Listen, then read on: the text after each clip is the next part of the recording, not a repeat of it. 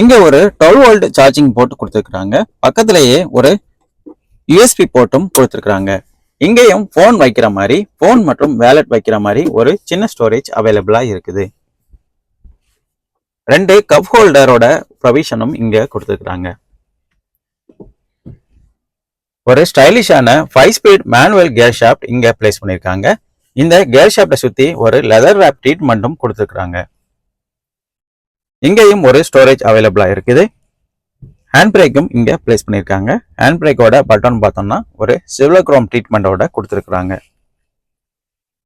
இங்கேயும் ஒரு ஸ்டோரேஜ் அவைலபிளா இருக்குது. சீட் பெல்ட்டோட லாக் பட்டன்ஸும் இங்க கொடுத்துருக்காங்க.